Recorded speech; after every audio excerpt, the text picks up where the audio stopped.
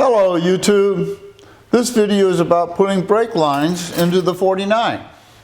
We will follow the NHRA rules. In particular, brake lines must be steel braided, or DOT approved flexible and routed outside the frame rail or enclosed in a 16-inch length of 1/8-inch minimum wall thickness steel tubing securely mounted where the lines pass the flywheel bell housing area and not routed in the driveline tunnel. Okay, we'll do that. What we have laid out here is the universal brake line kit from Speedway. There are some additions. These front flex hoses were custom made for me by Empire Radiator. Let's take a look at the frame and see how we're going to route these lines. The brake line across the top of the rear axle we did when we refinished the rear axle to the point of running the flex hose to the top of the frame here, and we have to run steel lines from there. My plan is to run from this line under the frame, across and down the inside of the frame, along that frame rail to holes that we have in the frame, and run forward until we get close to the bell housing area where we're going to have to go through the frame and be on the outside of the frame. Once we get this far forward, we're going to have to come through the frame, be on the outside of the frame in the bell housing area, mount our proportioning valve somewhere about here, and then for the front lines, we're going to come from the proportioning valve along the frame, underneath the steering gearbox. We'll mount a bracket here for the line for the left front. We'll continue with the steel line underneath the submember, run across the submember to the right front. To start this project, what we need is starting and ending points for the hard lines. And Speedway has sent us brackets that the rubber hose fits into, and we have to find locations for that bracket so that the rubber hose has plenty of flexibility in it for up and down and any movement sideways. What we'll do to start with is just clamp it in place so that we have all the locations identified. We'll come back and we'll screw them in, and then we're all done with the project and we're satisfied, we'll weld them in. But for right now, we're just going to clamp it in place so that we have a starting point. Let's take a look at what we did with the proportioning valve in the front mounts. This is where I've located the proportioning valve. What we'll have to do here is screw mount this through the frame, and we'll have to sleeve it so we don't crush the frame. In the front here, what I've done is disconnected the tie rod from the right spindle. That allows me to exercise the front to know that this hose has got enough slack in it. It also allows this wheel to turn much further than what you'd be able to turn it with a steering gearbox, and that allows me to know that I have lots of flex in the hose. If I turn it to the inside, it doesn't hit anything. We're underneath the car, and we picked this location for the rear flex line because there's lots of clearance. We'll remove the flex line, and we'll mark the location, and we'll also put it in the center of the beam. So I'll mark the location. We'll take the clamp off. This is a 2-inch beam, so the center of it is 1 inch, and we'll mark that. We'll give ourselves a punch mark where we want that screw to go. Drill an 1/8-inch hole. Take a self-stepping screw and put it in the hole. And put our rubber hose in. Check to make sure we got good clearance, and do that for the front 2 flex lines. Now that we have the front and rear hoses terminated and places to start our steel line from, it's time to turn our attention to the proportioning valve. And we have to mount that on a hollow frame. We don't want to just bolt it to the frame, we want to through bolt it, and if we through bolt it and tighten the bolt, we could crush the frame. This is not that thick of a metal. So what we want to do is mark the location of where it's at right now, and we do that with a center punch It's nothing more than a rod with a point on the end that fits into the hole. I want to raise it up a little bit so that I have more room for the steel line. So we'll take the clamp off, raise it up a little bit, and hit our center punch with a hammer. We'll move the center punch down to the second hole carefully, slide it in, and hit that with a hammer. And we have 2 holes marked where we want the mount to go. We'll punch the holes a little bit deeper so we got a starting point for our drill. We'll drill an 1/8 inch starting hole. Now comes the tricky part. What we want to do is drill a hole all the way through the frame. We have no way to locate these holes on the inside of the frame. So all I can do is take a drill, put it in the hole, and try to keep it as straight as possible and drill right through the other side. What we'll do is sleeve the hole. In other words, we're going to put this heavy wall tubing through that hole and then put our bolt into the tube. This tube is a little bit larger than 5/8 of an inch in diameter, so we have to work our way up from our 1/8 inch holes. We'll start with a 1/4 inch drill. Now we got to find our hole on the other side. There it is. And finish up with a 5/8. Our thick wall tubing won't fit in the hole. Just about, but it won't quite fit in the hole. So what I'm going to do is take it to the grinder and grind off the scale on the thick wall tubing.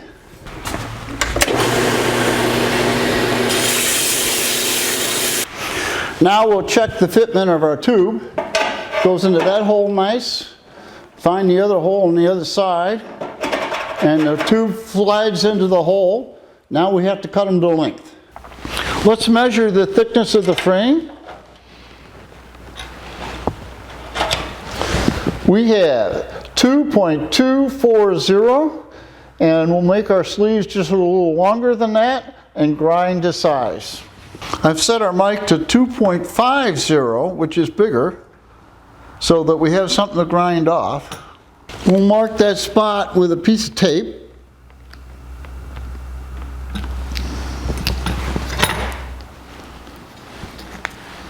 And go cut it. We'll stay just this side of that mark. Putting a vice grip on a round tube when you're cutting on a bandsaw helps to hold it straight.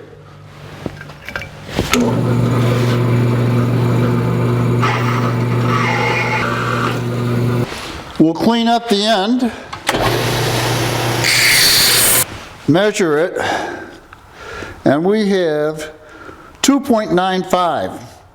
So we got quite a bit to take off. So here we go.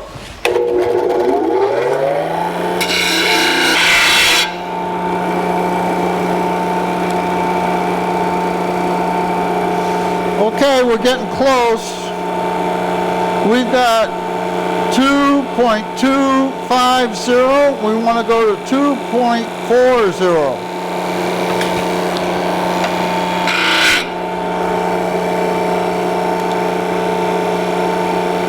And now we have 2.40 exactly. Our sleeves are cut. We'll put them in place.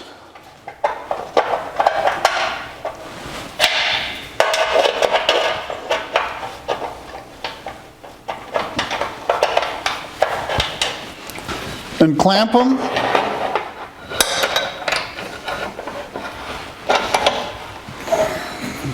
Tack them in place.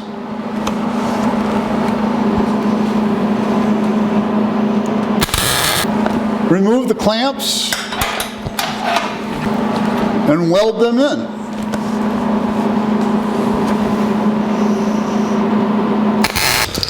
Grind it off. Put a little chamfer on the outside edge. And install our proportioning valve. Put some nuts on the back. I think the first hard line that we'll run will be for the front. We're going to come out of the proportioning tube, run along the frame, behind the steering box, underneath the shock mount, underneath the frame to a T. Now that we have the proportioning valve mounted to the frame, we have to take care of a couple footnotes. Footnote number 1 is this proportioning valve is normally mounted on the inside of the frame. Because we've taken it from the inside of the frame and put it on the outside of the frame, the ports are reversed from what they were. In other words, the front port is for the rear brakes and the 2 rear ports are for the front brakes. Now we're going to plug one of the front ports and only have one line coming out of the proportioning valve running to the front of the vehicle, and we'll put a T in the line up in the front. Footnote number 2 is this frame is eventually going to be painted, and that means everything has to be removable from the frame. We can't bend any lines such that we can't remove them from the frame. Footnote number 3 is I don't know where we're going to put the master cylinder. If we were to put the master cylinder in the floor, that would mean that it's below the lines of the brake system. If the master cylinder is below the lines of the brake system, when you take your foot off the brake, the fluid in the lines would drain back to the master cylinder. To stop that from happening, we're going to put residual valves in line with our front and rear brake lines to keep that from happening. We'll use a 10-pound residual valve for the rear because we have drum brakes, and we'll use a 2-pound residual valve for the front because there's disc brakes up in the front. Now we're ready to bend our first line. And what we have to do is make the bend as close as we can to the connector. This is the tubing bender I'm going to use. It's not my favorite bender. It's the only one I have that has a groove for a 3/16 inch brake line. Because the radius is so tight, it tends to kink the lines. So let's give it a try. We want this bend to be as close as we can get to the connector. So here we go. And that's 90 degrees. Let's go check it. Let's check to make sure that it fits. We'll put it into the proportioning valve and tighten the connector. And it looks like we're good. We got space underneath here. We can run this line down a little bit further and get by. Now that we have the line in place, they want those residual valves within a foot of the proportioning valve. So let's put it right here. We'll go cut the line, put a flare on it, and connect up our residual valve. We'll cut our line on the mark, like so. Next, very important step is you have to ream out the end of the tube, because what you've done when you cut it is you've pressed the metal into the tube, and that will interfere with the die. We'll blow any shavings out of it. Put a connector on, because we don't want to forget that. If we flare it, we can't get the connector on. And now we're ready to flare. There must be a million videos out there on how to flare steel line. Basically, you put it in the tool, stick it out of the tool as far as the ridge on the die, clamp it in the die, and I like to put it in the vise. Put a drop of oil on the die, put that into the tube, tighten our clamps, take the yoke assembly and screw it down on the die and tighten it. Remove it. Take the die off. Take the yoke and complete the double flare.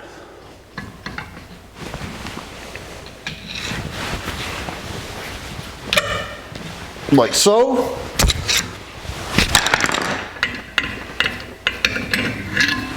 take it out of the die bars.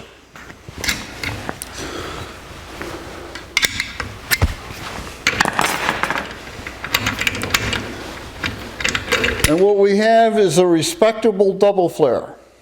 There's an in and out marked on the residual valve. We'll screw our line into the residual valve and screw that in to our proportioning valve. What we'll do so we don't get ourselves into trouble is we'll test fit a line going to the rear.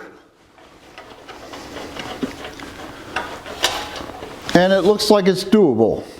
With my thumb, I put a little bend right here so that we get the line right in line with the bottom of the frame. Okay, I made a small mistake. These residual valves take an adapter because the threads on the end are 1/8 inch NTP, NTP stands for National Pipe Thread, to a 3/8 24 IF, and that is IF stands for internal flare.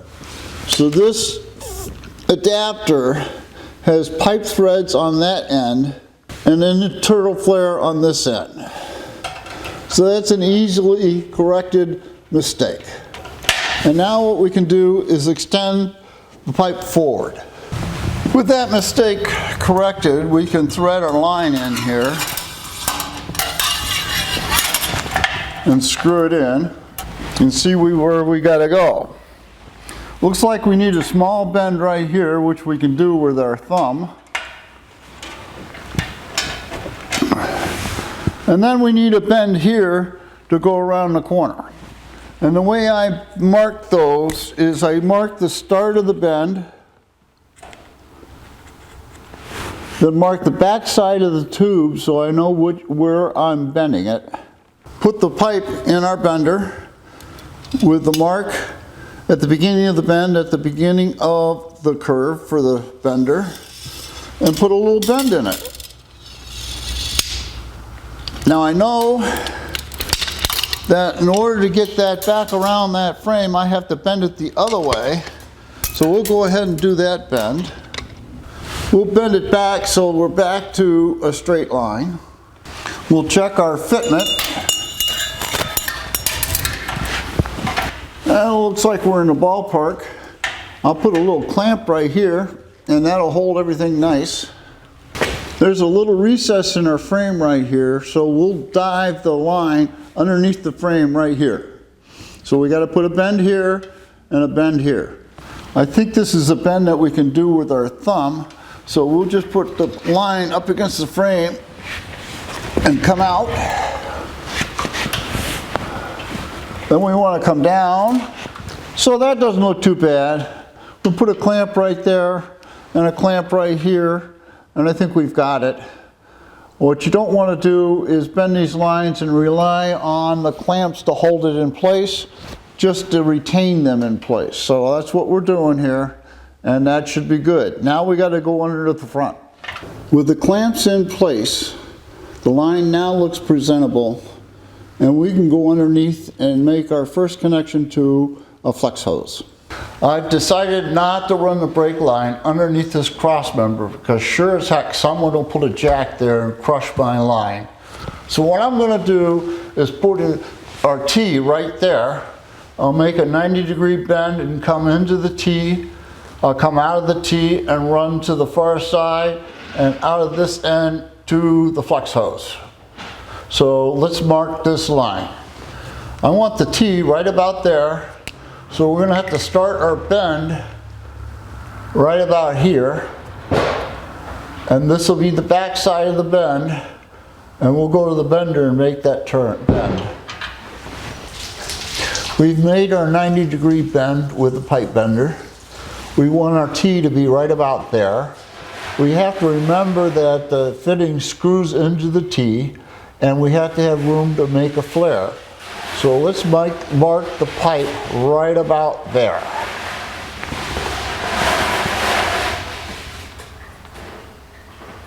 And we'll cut it and flare it right there. With our T installed, we have to make a hard line that runs from the T to the flexible hose. And I think the place to start is at the flexible hose. So we'll screw a line into there, mark where we want the bend to start, and we want to go about 30 degrees. With our bend made and coming directly into the T, we have to cut this line, put an end on it, and flare it. So we'll mark where we want the flare to be, which is right there. We'll go cut it, flare it, and see if we can get it to fit. With the line being this short, the only way we can get it in is by removing the flex hose, screwing it into the flex hose, and putting it into the T, and putting the flex hose back into its socket. And then put the retainer clip back in. And we have one flex hose plumbed. Now we want to run a line from the T to the right side flex hose bracket, which is right there. We've brought the line straight across the front of the car. And the way I see this working is putting a 90-degree bend here and a slight bend into our flex hose. So we want our bend to start here, and we want this to be the back side of the bend. With our 90-degree bend made, we have to make another bend to go into our flex hose. So we want the bend to start right about there, because the bend has length. With our 30-degree bend here, we're lined up with the flex hose, and we have to put a connector there. Remembering that it's going to screw in, we'll make it a little long, and we'll put our flare right there. With our flare done, we can put the pipe into the flex hose and screw it in, and we have our second flex hose hooked up. Now we'll put a clamp right there. Now with both front flex hoses connected up, we can start working on the rear brakes. We're back to the proportioning valve to start running lines for our rear brakes. We have to remember that the front port is for the rear brakes and the rear port is for the front brakes, because we've taken this proportioning valve from the inside of the frame and brought it to the outside of the frame. At some point we have to go through the frame, either here or here because of this cross member here. We have to be in back of the flex plate when we come through the frame because of the NHRA rule of the 16-inch pipe. So that means 8 inches in back of this line, I'm free to come through the frame. If I come through the frame before this cross member, I don't have room for the residual valve. So I'm going to come through the frame here, put my residual valve here. That keeps it within a foot of the proportioning valve, and we can continue our brakes. We've cut, flared, and installed the line from the proportioning valve to the residual valve. Now we need to get from the residual valve inside the frame. To that end, I've drilled a hole through the frame, installed rubber grommets just large enough that it will pass the fitting of a brake line through. Now we have to make the line from here to here. What we have to do now is put a bend here into the hole, and we have to remember the bend has length, so we'll start the bend before the hole. So we'll put the start of the bend right there. We've cut and bent the line from the residual valve to the hole in the frame, gone through the hole in the frame to the other side. But if I put a bend on this side, I won't be able to get that pipe out. And remember, I want to be able to disassemble everything so that I can paint it. So what we're going to do is put a 90-degree fitting in there, and that'll take the line to the back of the car, and it'll allow me to disassemble the brake lines when I need to. We have our line running through the frame. I couldn't have made it any shorter and still put this 90-degree on. And now we can start the lines to the rear on the inside of the frame. Our next line is pretty straightforward, and I am using lengths of line because I do want to be able to remove it. But that's just going to slide through the frame.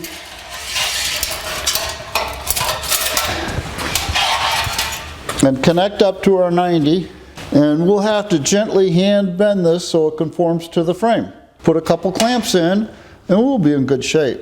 With this intermediate line installed, we can continue up over the rear axle, underneath that cross member, and to our last flex hose. We've added a union right here and extended our line, clamped it, run it underneath our brace, and we're to the rear, and this is going to be an interesting bend. What we have to do here is finish bending this line to conform to the frame, put a 45 here and a 45 here so that we can get underneath this cross member. We'll mark our first 45 right here, and our second 45 will be here, but I'm not going to bend it until we bend the first one. Here we are under the rear of the vehicle. We're getting close now. We're going to make our last cut and flare right about there. Oops, right about there. Here we are screwing in the last brake line to a flex hose. We'll put a clamp right here, and we have plumbed the entire chassis with brake lines. Let's take a brief trip through our brake system. We've run from the rear flex line across the submember to the side of our frame, along the inside of the frame, through a union, through holes in the frame, around the body mount, through another hole in the frame, to a 90-degree fitting that takes us through the frame, coming out of the frame, through the residual valve, to our proportioning valve, through the residual valve for the front, behind the steering gearbox, along the frame, and down under. Underneath the frame to a T. From the T, we run one line to the left front brake hose, and from that same T, we run across in back of the submember so nobody puts a jack on it and crushes it, to our right front flex hose. I believe we've accomplished what we set out to do, in that the entire chassis is now plumbed with brake lines. We haven't done the master cylinder yet because we don't know where it's going to go. I had to put the body on the frame before we do that. But if you enjoyed this video, there'll be more.